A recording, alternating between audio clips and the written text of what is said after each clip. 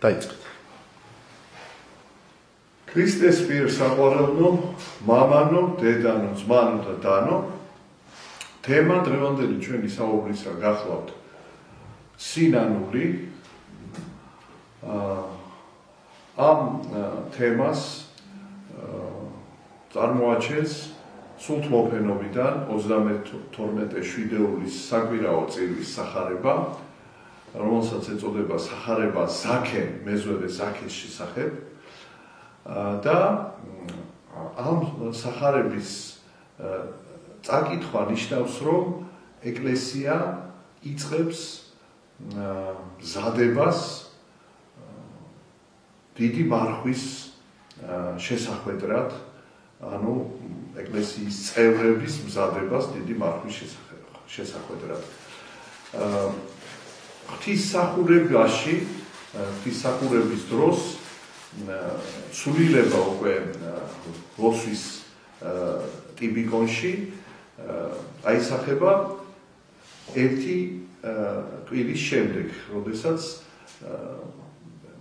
მეზვერისა და ფარისევლის კვირიაკე იწყება, მაგრამ თავად ყოველთვის ამ მეზვერისა და ფარისევლის კვირიაკეს წინ არის ზაქეს სახარება და რაც მთავარია, ეს სახარება სწორედ თემა ამ სახარებისა არის სინანული და ამიტომაც შეიძლება თამამად ითქვას, რომ ამ სახარების კითხვით ეკლესია იწყებს მზადებას, ეკლესიის წევრების მზადებას დიდი მარხვისათვის. წავიკითხოთ პირველ რიგში ტექსტის სახარების.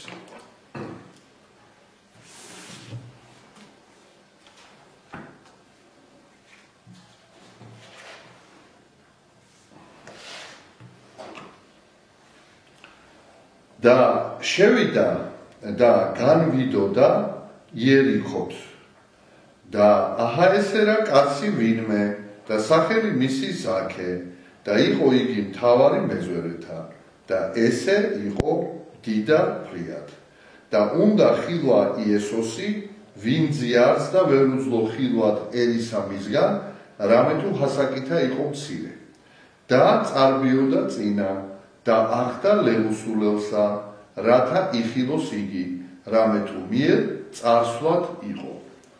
და მოვიდა ადგილსა მას, მიხედა იესო და რქუა მას. ზაქე, ისრაფე და გარდამოხეთ, რამე თუ დღეს სახლსა შინა შენსა ჯერარს ჩემი ყოფა. და ისრაფა და გარდამოხდა და შეიყვანა იგი სიხარულით. და იხილეს ყოველთა და დრტვინვიდეს და იტყოდეს, ვითარმედ ცოდვილისა, კაცისა თანა შევიდა დადგომად. აღსდგა ზაქე და რქუა უფალსა. აჰა უფალო, ზოგი ნაყოფთა ჩემთა მივსე გლახაკთა და უკვე თუ ისმეცილი დავსდებ, მივაგო 4 წილი. რქუა მას იესო. დღეს იქმნა ცხოვრება სახლისა ამის. რამე თუ ესეცა შვილი აბრაამისი არს. რამე თუ მოვიდა ძე კაცისა მოძიებად და ცხოვრებად წარწმედულისა.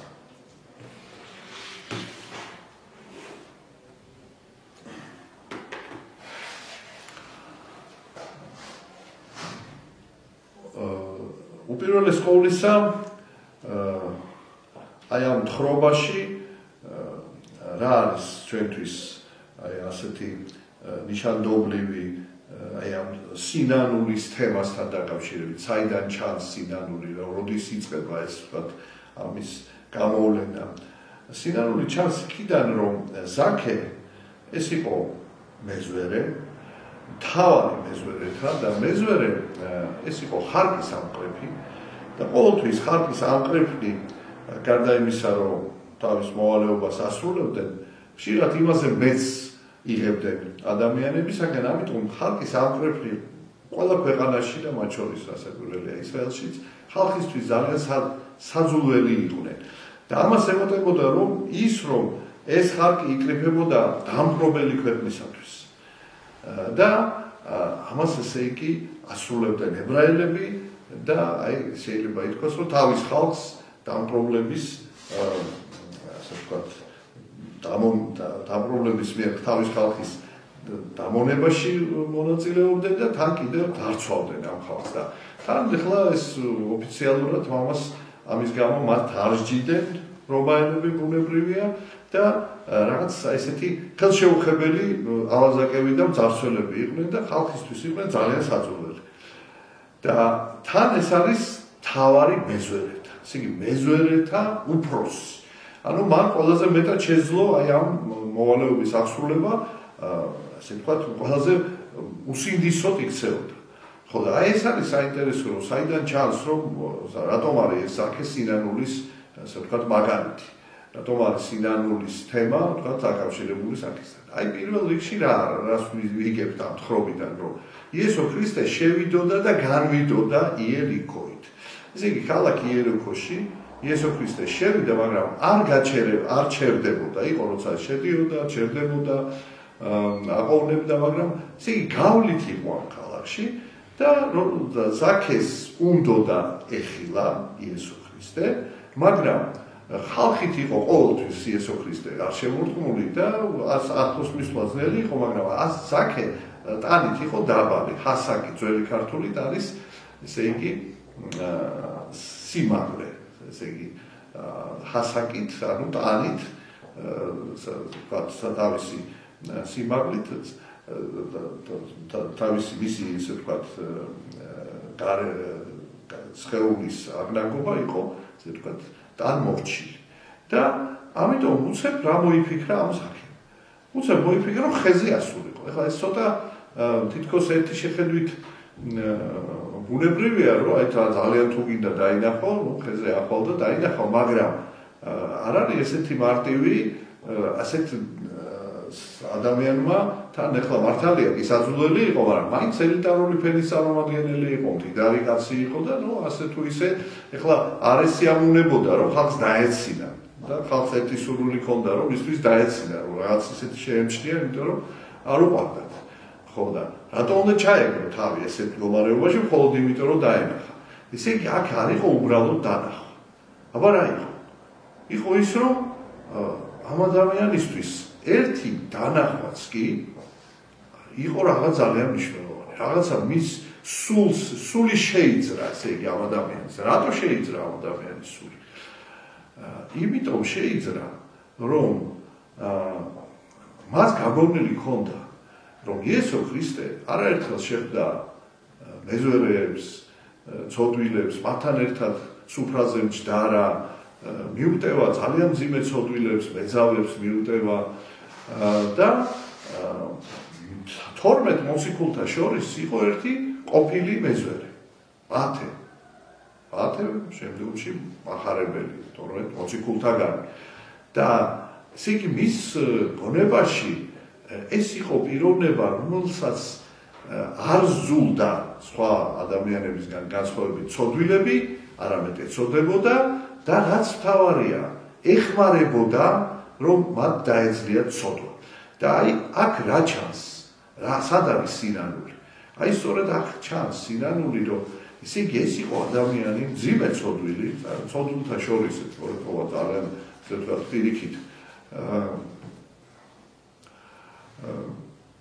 პირიქით ესე იგი ეს ვთქვათ გამორჩეული მძიმე ცოდვების მატარებელი, მაგრამ აი ეს არის აუცილებელი, რომ თურმე ამ ადამიანს ეს ცოდვები აწუხებს.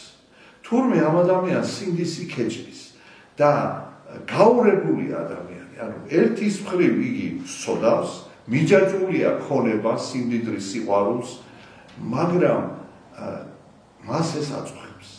აი ეს არის აუცილება. ერთი შეხედვით თითქოს როგორ შეიძლება რომ ასეთ ცოდვილ ადამიანს აწუხებდეს, მაგრამ აი ფაქტია, ჩანს რომ აწუხებს, იმიტომ რომ სხვა მიზეზი არ შეიძლებოდა ყოფილიყო, რომ მას ასე დიდი სიხარული განეცადა იმის გამო, რომ დაინახავდა იესო ქრისტეს. ანუ იესო ქრისტეში მან დაინახა შესაძლებლობა, რომ როგორც სხვა მეზვერეებს, სხვა ცოდვილებს იესო ქრისტე დაეხმარა, მასაც დაეხმარებოდა და დააძლევინებდა თავის ცოდვას.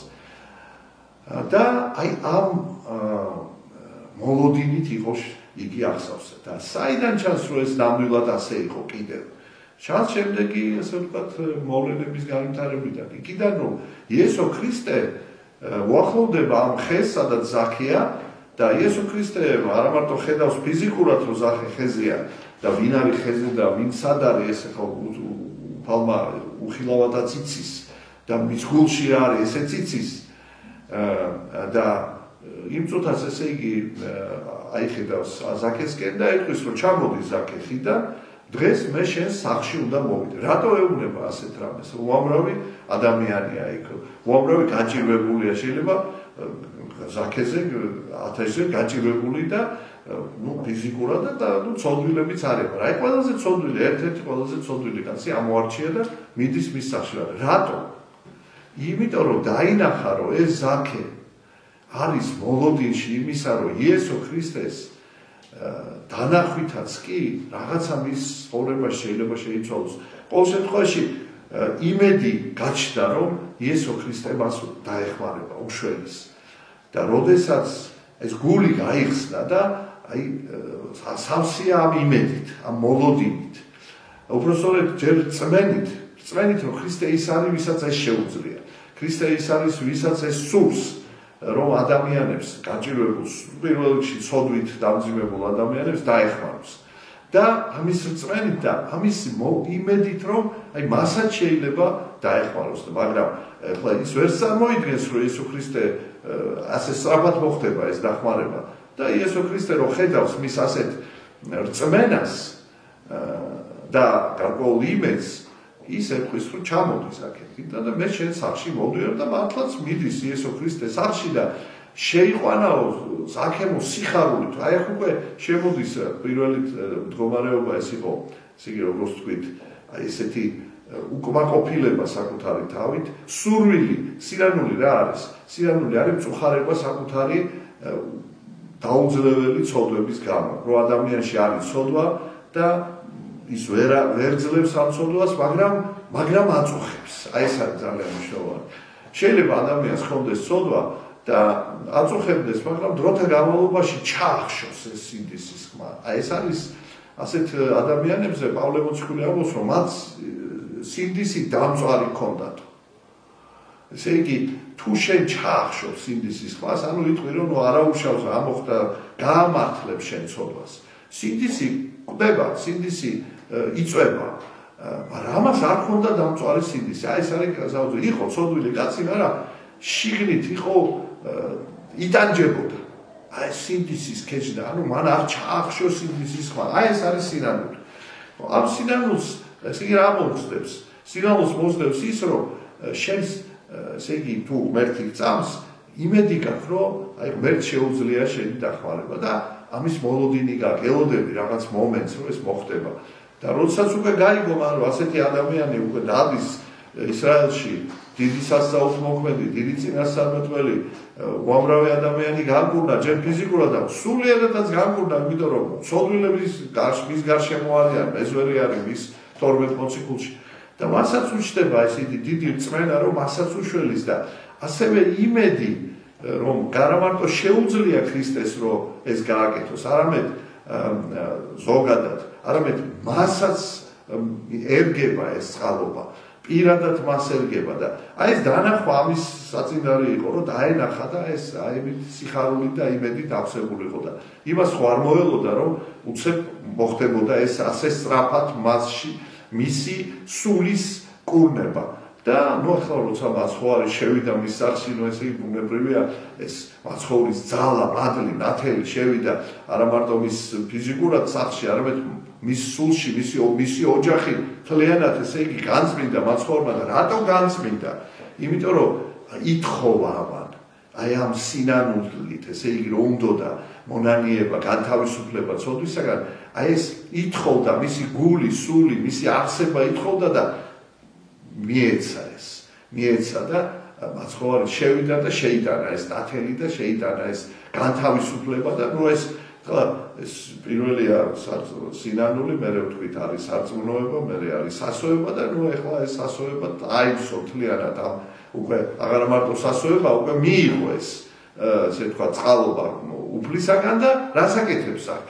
აი აქ არის უკვე აი გვირგვინი ყველაფრისა, რომ შენ გაქვს სინანული ცოდვის მონანიების, შენ გაქვს რწმენა, რომ ერთი ამაში დაგეხმარება, შენ გაქვს სასოება და აი გამართლდა ეს და აი ეხლა შენ უნდა ესე იგი გამოხატო შენი ნაბიჯი გადადგა ღვთისაკენ. ანუ აღასრულო საქმე ღირსი სინანულის. და ეს რა არის ეს საქმე, რომ მან უთხრა მაცხოვარს, რომ მეო ჩემიო ქონებისო დიდ ნაწილსო გლახაკებს დაურიგებოდა. თუ იმესო რაღაცა ასე ვთქვათ უკანონოდ ასე ვთქვათ ჩამოვართვიო 4 წილად მივაგებო. ეს კანონი იყო ესეთი სამართლის იუდეველთა შორის სამართალი იყო ვიღაცას რაღაცას ასე ვთქვათ ჩამოწართვენდე 4 გზის უნდა გადაგეხადა და დაგენაზღაურებინა და ეს ნიშნავდა რომ ფაქტიურად აქ მთელი თავის ქონება დაარიგა. ანუ მას უკვე ქონების ის აღარ არის ქონების მონა. რაც ნიშნავს სიმდიდრე და სიმდიდრის გამოცოდვებში ყოფნა. რომ შენ ხარ ქონების მონა, შენ გონია რომ ქონება არის ის რაც შენ გადაგარჩენს, დაგიცავს ამ წუთის სოფელში და ამიტომ ხარ მიჯაჭული ამას. და უცებ ეს კაცი განთავისუფლდა, აღარ უნდა არაფერი. მას აქვს უკვე შიში აღარ აქვს. ესე იგი ცოდვა დაძლია, განთავისუფლდა და რითი განთავისუფლდა, რომ გადადგა ნაბიჯი. დიახ, მიიღო ღმერთისგან ეს მადლი და ამ მადლზე უპასუხა სწორედ აი ამ სიკეთით და სათნოებით და არა, ასე ვთქვათ, არ დარჩა თავის სოფელში და მაცხოვარი ამბობს. დღეს იქნა ცხოვრება, სახლისა ამის, რამე თუ ესეცა შვილი აბრაამისი არ ზეგაცისა მოვიდა არა წოდებათ მართალთა, არამედ ცოდულთა სინანულად და ცოდულთა განსაკუთრებულად და ეს არის ესე იგი სურათი იმისა, თუ როგორ შეიძლება ადამიანი ახლიდან დაიბადოს და დიდი ცოდვილი დაიბადოს ახლიდან და სრულიად ახალი ცხოვრება დაიწყოს და განთავისუფლდეს აი ამ ცოდვებისაგან, ცოდვებზე მიძაჭვულობისაგან.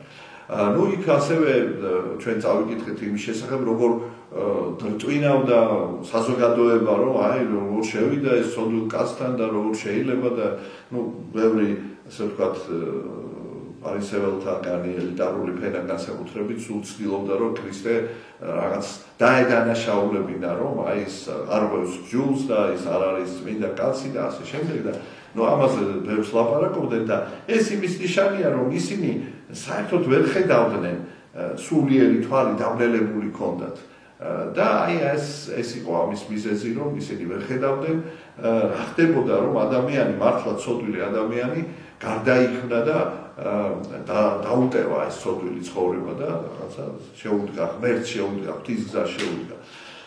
ეს სახარება რატომ არის საერთოდ ვახსენე, რომ აი იწყება მზადება მეზვერისა და ფარისეველის კვირიაკეთი იწყება, ასე ოფიციალურად ასეა, მაგრამ აი სწორედ ამ წინ შემდგომი კვირის წინ არის ეს სახარება და აი სწორედ ეს არის კიდევ ერთხელ შეხსენება, რომ თუ ჩვენ გვინდა რომ უფლის მადლი მივიღოთ, ჩვენში უნდა იყოს პირველ რიგში ძალიან დიდი სურვილი, რომ შევცვალოთ ჩვენი ცხოვრება, დავიწყოთ ახალი ცხოვრება. ჩვენში უნდა იყოს სურვილი, რომ უბრალოდ ჩვენში უნდა იყოს უკმაყოფილება იმის გამო, რომ ჩვენ ცოდვაში ვართ. და სურვილი, რომ განთავისუფლდეთ ამ ცოდვას. ანუ ამას ქვია სინდისის ქეჭდა. ანუ სინანულის გარეშე ადამიანი ცოდვას ვერ გაძლევს. და თუ ადამიანში არის ეს სინანული, როგორი ცოდვილიც არ უნდა იყოს, იგი დაძლევს ამ ცოდვას. და ამიტომ გარკვეული თვალსაზრისით არა მარტო ის ადამიანები, ვინც ჯერ არ არიან მონათლულნი, არიან მონათლულნი, მაგრამ ვერ ცხოვრობენ ეკლესიურად, ან ცხოვრობენ ეკლესიურად, მაგრამ აი რაღაც ცოდვებს ვერ ძლევენ. ნებისმიერი ჩვენთაგანი არის აქ. იმიტომ რომ ჩვენ ყველას გვაქვს რაღაცა მიჯაჭვულობა ამ წუთის სოფელზე.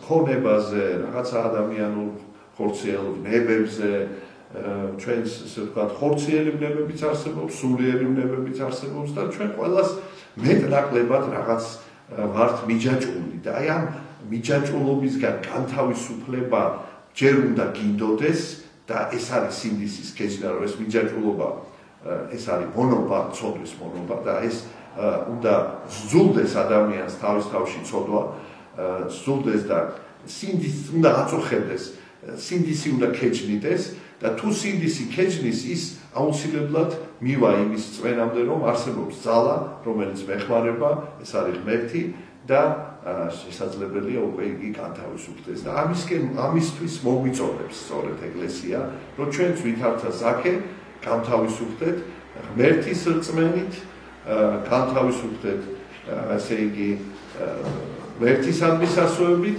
და ღმერთისადმი სიყვარულით, ანუ სინანულის საქმეების აღსრულებით, ანუ იმ მიღებულ სიყვარულზე, რომელსაც ღმერთისგან მოდის ის მადლი, რომელიც ღმერთისგან მოდის, ჩვენ მხრივ რაღაც სიკეთე ნაბიჯი გადავდგათ, სიკეთე გავაკეთოთ.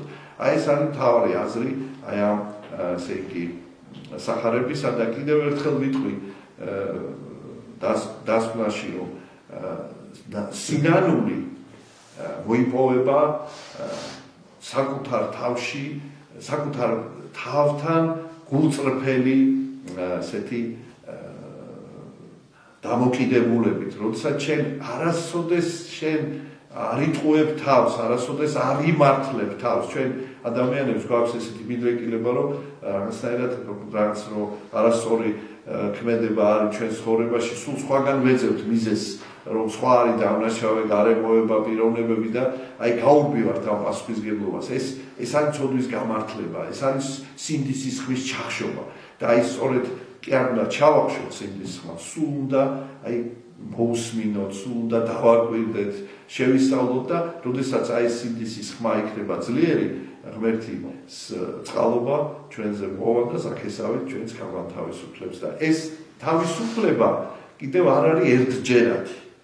ეს არ არის რომ აი ერთხელ განთავისუფლდები შენ და მერე სულ თავისუფლები. არა, ეს არის მთელი ცხოვრება, ეს არის ჩვენი გული არის ბრძოლის ასპარეზი და მთელი ცხოვრება ეს არის გამოცდა და ჩვენ ერთხელ რომ ჩავაბარებთ ამ გამოცდას, ეს არნიშნავს რომ მეორე წუთას ასევე არ გჭირდება შემართება. ამიტომ ეს არის ბრძოლა ჩვენი სულისათვის, ჩვენი თავისუფლებისათვის, აი ნამდვილი თავისუფლება ეს არის.